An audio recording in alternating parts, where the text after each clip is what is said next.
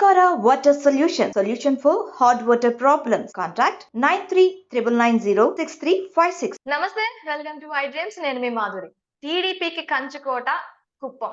చంద్రబాబు నాయుడు గారు అక్కడి నుంచి ప్రతి ఎలక్షన్ లో తను నియోజకవర్గ వ్యక్తిగా స్టార్ట్ అయిన దగ్గర నుంచి ఇప్పటి వరకు ఒక కంచుకోటగా తను ప్రస్థానం సాగిస్తున్నారు కుప్పం నుంచి. సో అలాంటి కుప్పం నుంచి ఇప్పుడు భువనేశ్వరి గారు పోటీ చేస్తారు అనే మాట బయటకు వచ్చింది. ఒకవేళ భువనేశ్వరి గారు నిజంగా అక్కడి నుంచి పోటీ చేస్తే ఇంకా చంద్రబాబు నాయుడు గారికి బై బై చెప్పేసేనట్టేనా? చంద్రబాబు నాయుడు గారికి రెస్ట్ ఇవ్వాలనే ఉద్దేశంతో ఇప్పుడు భువనేశ్వరి గారు ఆ మాటలు అన్నారా? చంద్రబాబు నాయుడు గారు ఆరోగ్య పరిస్థితి బాగాలేదని చెప్పి కూడాను జైలు నుంచి వచ్చిన పరిస్థితి. సో ఈ అన్ని డైలమాలు తీసుకున్నట్లయితే అసలు ఆ వ్యాఖ్యలు వెనకాతల ఏముంది? ఎందుకు ఆ మాటలు అన్నారు? పూర్తిగా కూలంకుషంగా డిస్కస్ చేయడానికి మనతో పాటు ఉన్నారు సీనియర్ జర్నలిస్ట్ కృష్ణంరాజు గారు. ఆయన అడిగి తెలుసుకుందాం. నమస్తే సార్. నమస్తే అమ్మా మాధురి గారు. సార్, ఎలా చూడాలంటారు భువనేశ్వరి గారి వ్యాఖ్యలని? కుప్పం నుంచి తాను పోటీ చేస్తానని చెప్పి చేసిన వ్యాఖ్యలను ఎలా చూడాలంటారు? భువనేశ్వరి గారు అమాయకమైన గోళా మనిషి ఎలా మాట్లాడతారో అలా మాట్లాడినట్టుగానే ఉందమ్మా.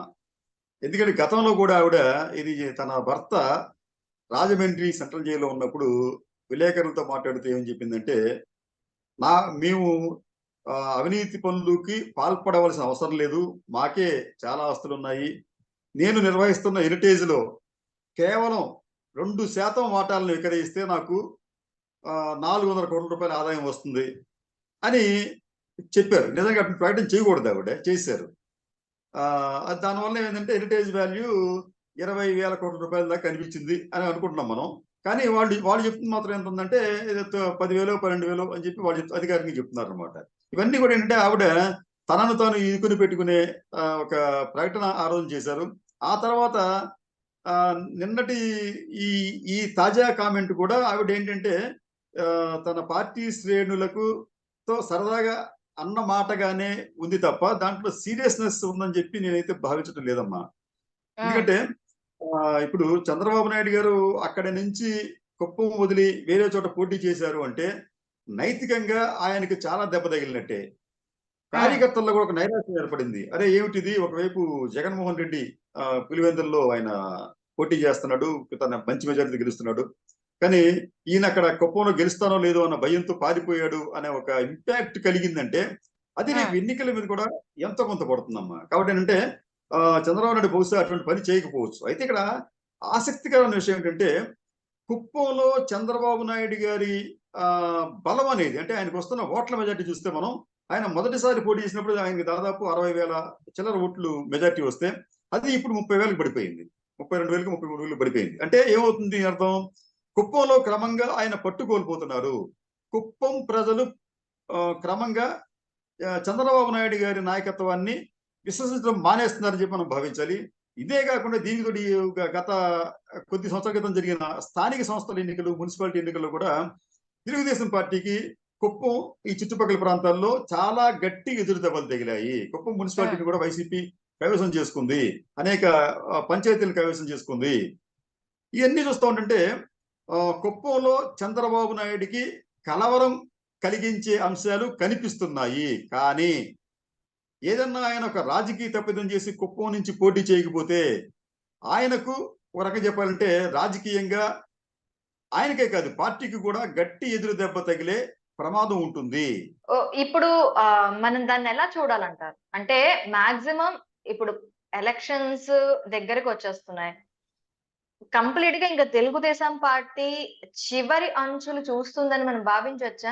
ఎందుకంటే చంద్రబాబు నాయుడు గారు కుప్పం నుంచి ఒక అంటే పట్టు కోల్పోతున్న దిశలో ఆయన లాంటి వ్యక్తే పట్టు కోల్పోతున్నారు అంటే ఇప్పుడు తెలుగుదేశం పార్టీ చరమాంకంలో ఉందని మనం భావించవచ్చా?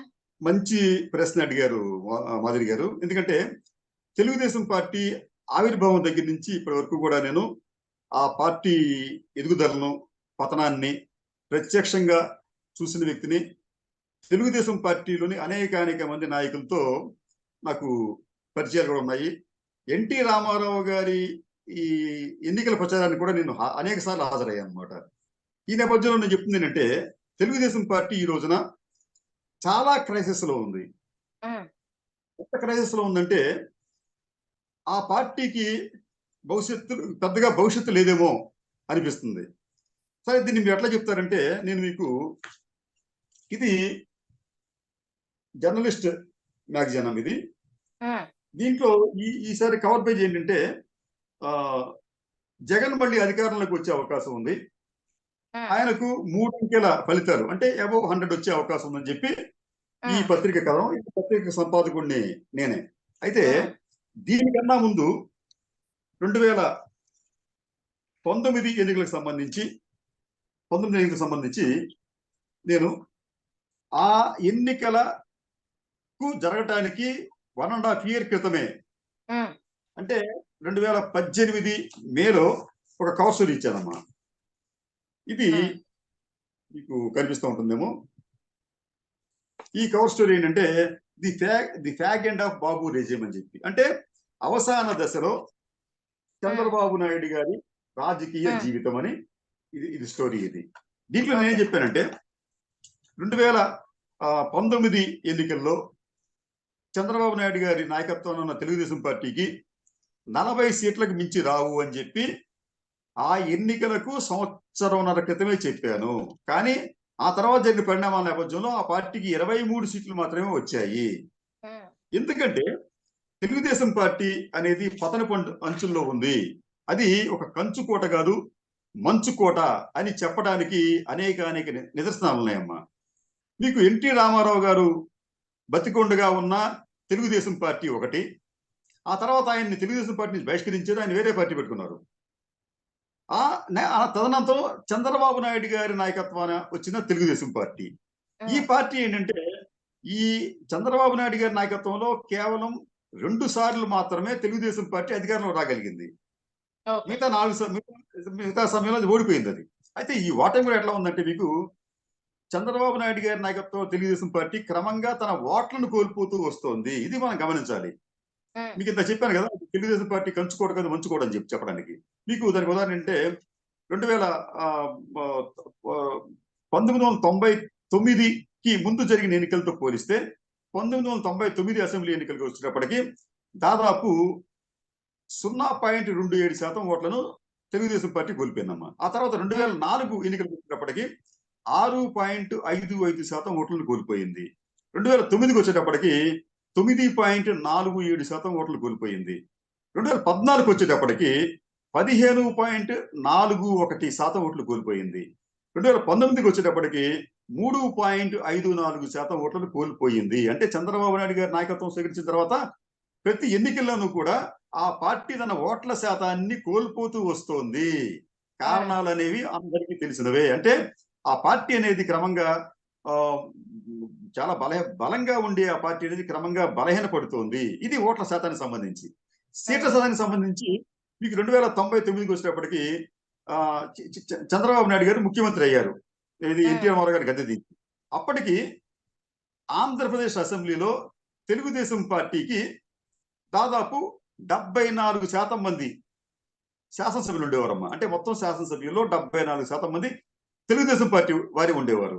కానీ 2019 నాటికి వచ్చేటప్పటికి, అంటే మొన్న జరిగిన ఎన్నికలు వచ్చేటప్పటికి ఈ శాసనసభ్యుల శాతం 13% పడిపోయింది.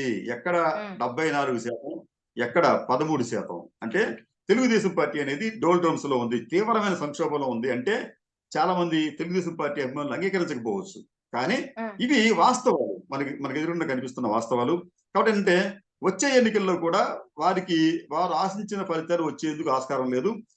వైసీపీకి, అంటే మా అంచనా ప్రకారం వైసీపీకి 115 నుంచి 125 స్థానాల వరకు వచ్చే అవకాశాలు కనిపిస్తున్నాయి. ఇది ఎట్ ప్రెసెంట్ ఈ రోజున్న పరిస్థితులు చూస్తూ ఉంటుంటే. కాబట్టి ఏంటంటే తెలుగుదేశం పార్టీ వారు తమ విధానాలను మార్చుకోవాలి, తమ వైఖరిని మార్చుకోవాలి, తమ వ్యూహాలను మార్చుకోవాలి. లేకపోతే వారు మరోసారి పరాభవం పొందేందుకే ఆస్కారం చాలా స్పష్టంగా కనిపిస్తుంది.